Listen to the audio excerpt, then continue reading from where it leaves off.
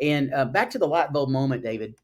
The thing I thought, oh great, we've got these salespeople in risk, and they're doing great. I mean, they're exceeding their numbers every year. It's so we said, here's what we're going to do. We're going to take our top 40 clients, and we're going to ask for these these BD people, and we're going to ask them to focus on cross selling. So we're going to ask them to go and sell some valuation work to a target, right?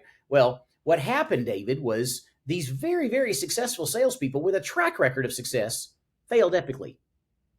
And the reason, and I'm thinking, how could this happen? They were so good at it, and that's when the real light bulb moment came on for me, and it was because the salespeople in our risk services group had spent so much time immersing themselves in the types of things that the buyers of risk services, the problems they're trying to solve, and so if you think about a buyer persona, a common buyer of a cyber service is going to be a chief information officer or a chief security officer or a chief technology officer. A lot of cases, most organizations, that's going to be the person that's going to be making a buying decision there.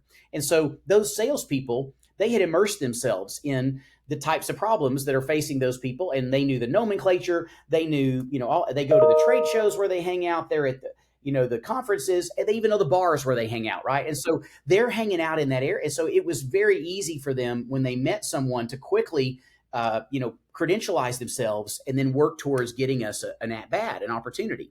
But when I asked them to go and sell other advisory services, those were consumed by different buyers. So their problem was they might call their CIO and go, hey, can we talk to the person who does, who buys, healthcare consulting for you guys? And they go, well, I think it's so-and-so, but I don't know them very well. So then you're looking at them having to play their political capital, and get an introduction. And so then the business development person finally gets the introduction.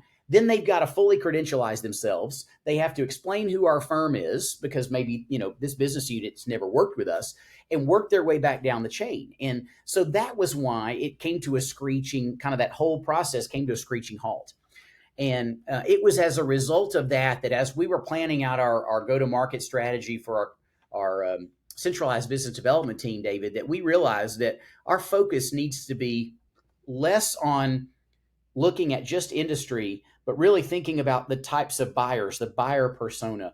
And, for our firm, there are 3, maybe 4 different buyer personas. You've obviously got the technology buyer, that someone who would buy services like our cyber services, our data analytics services, and our technology services. Our firm has a technology company we operate as well, as many firms do.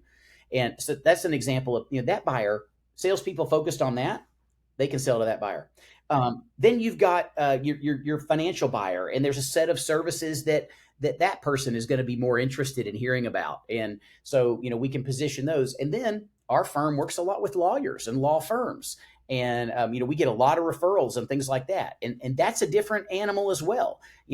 Lawyers talk, think, act different. They hang out in different spots. They go to different conferences. And so thinking about that and reimagining how a sales force could start to align more closely with buyer type, we believe is going to help make sure that the sales folks are able to really be laser focused on what makes the most sense.